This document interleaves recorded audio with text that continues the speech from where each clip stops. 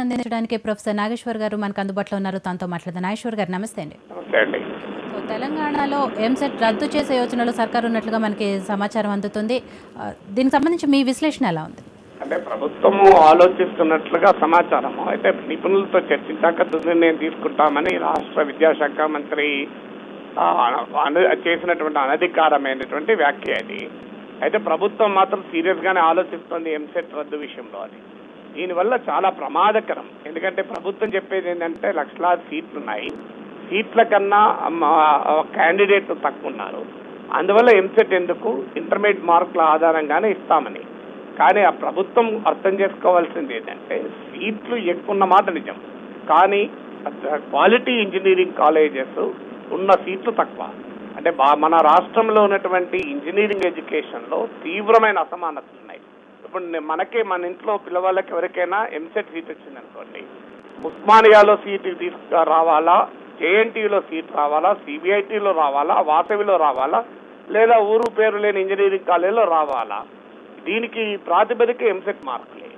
ఈ ప్రాతిపదిక ఎంసెట్ మార్కులు అయినప్పుడు ఇవాళ ఎంసెట్ తీసేసి ఇంటర్మీడియట్ మార్కుల ప్రాతిపదిక పైన సీట్లు ఇవ్వడం అనేది చాలా ప్రమాదం. వాస్తవానికి శాస్త్రీయంగా తీసుకుంటే, ఎడ్యుకేషన్ సిద్ధాంతాల ప్రకారం చూసుకుంటే ఇంటర్మీడియట్ మార్కుల ప్రాతిపదిక ఇవ్వడం కరెక్ట్. కానీ మన రాష్ట్రంలో ఉన్న నిర్దిష్ట పరిస్థితులు కూడా మనం గమనించాలి. ఒక ఎంట్రన్స్ టెస్ట్ కరెక్టా అంటే ఫిలాసఫీ ఆఫ్ ఎడ్యుకేషన్ చెప్పేది కరెక్ట్ కాదు. 2 సంవత్సరాల పాటు చదువు ఎక్కడ పోతుంది, 2 సంవత్సరాల పాటు రాసిన పరీక్షలు ఎక్కడ పోతాయి, చివరికి వచ్చేదో 1 గంటన్నర 2 గంటల్లో ఆబ్జెక్టివ్ టైప్ టెస్ట్ పెట్టి సెలెక్ట్ చేయడం కరెక్ట్ ఏమిటి అని సిద్ధాంతం చెప్పచ్చు. కానీ ఆచరణలో ఏంటి, ఇంటర్మీడియట్ పరీక్షలు ఒకే స్థాయిలో ఒకే రకంగా జరగడం లేదు. రాష్ట్రంలో అనేక వందలాది కేంద్రాల్లో ఇంటర్మీడియట్ జరుగుతుంది. అక్కడ ఉండేటువంటి కండిషన్స్ లో చాలా తేడా ఉంటుంది.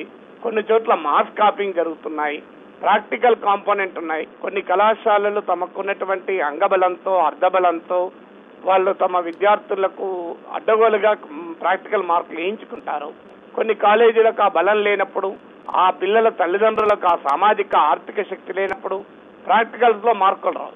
ప్రాక్టికల్స్ లో మార్కులతో ఆధారంగా మొత్తం ఇంజనీరింగ్ అడ్మిషన్లే తలకిందలయ్యే అవకాశం ఉంది.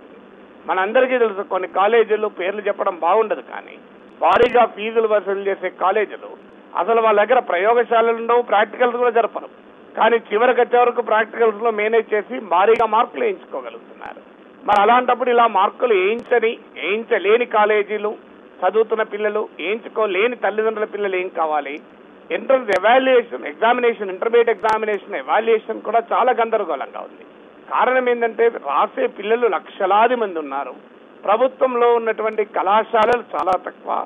చాలా ప్రైవేట్ కళాశాలలు కాంట్రాక్ట్ లెక్చరర్లపై ప్రభుత్వ ఇంటర్మీడియట్ విద్య ఆధారపడి ఉంది. ఒక్కొక్క టీచరు అనేక పేపర్లు దిద్దాల్సి ఉంటుంది. ఆ పేపర్లు దిద్దడంలో కన్సిస్టెన్సీ ఉండడం లేదు, వాళ్ళపైన విజిలెన్స్ సరిగా ఉండడం లేదు, ఎవాల్యుయేషన్ లో చాలా గందరగోళం, ఇన్కన్సిస్టెన్సీ ఉంది. అలాంటప్పుడు మీరు దీని ఆధారంగా మీరు సీట్లు ఇవ్వడం మొదలు పెడితే చాలా మంది మెరిట్ విద్యార్థులు నష్టపోయేటువంటి ప్రమాదం ఉంది. నేను ఇప్పుడే కాదు, శాసన మండలిలో ఉన్నప్పుడే ఎంసెట్ మార్కులు 25% కలపాలి, 50% కలపాలి అన్నప్పుడు ఇదే అంశాలు ఆనాడు శాసన మండలిలో లేవనెత్తి చెప్పారు. మీరు ఇంటర్మీడియట్ విద్యా వ్యవస్థను స్ట్రీమ్ లైన్ చేయకుండా, ఇంటర్మీడియట్ ఎవాల్యుయేషన్ సిస్టాన్ని స్ట్రీమ్ లైన్ చేయకుండా, సైంటిఫిక్ గా చేయకుండా ఎంసెట్ రద్దు చేయడం అనేది లక్షలాది మంది బిడ్డల భవిష్యత్తుతో మీరు ఆడుకోవడమే అవుతుంది. అందువల్ల ప్రభుత్వానికి సవినయంగా చేసే విజ్ఞప్తి ఏంటంటే విద్యా సంబంధితమైన నిర్ణయాలను బ్యూరోక్రాటిక్ దృక్పథంతో చూడకండి, పొలిటికల్ స్కోరింగ్ పాయింట్స్ కు చూడకండి. దీనిపైన లాభ నష్టాలను బేరీజ్ వేయండి, పిల్లలతో చర్చించండి, తల్లిదండ్రులతో చర్చించండి, నిపుణులతో చర్చించండి, విద్యావేత్తలతో చర్చించండి. ఇప్పుడు చర్చిస్తామని విద్యామంత్రి అన్నారు, కానీ ఒక్కసారి ప్రభుత్వం నిర్ణయానికి వచ్చినట్లు, ప్రభుత్వం ఆలోచిస్తున్నట్లు, ప్రభుత్వం తన ఆలోచన దృక్పథాన్ని బయటపెట్టి చర్చించడం వల్ల ప్రయోజనం ఉండదు. మనం చాలా సందర్భాల్లో చూసాం, విద్యుత్ ఛార్జీలు పెంచాలని ప్రభుత్వం నిర్ణయిస్తుంది, తర్వాత పబ్లిక్ హియరింగ్ పెడతారు. ఆ పబ్లిక్ హియరింగ్ లో తూతు మంత్రం అని నడిపేసి నిర్ణయాలు తీసుకుంటారు.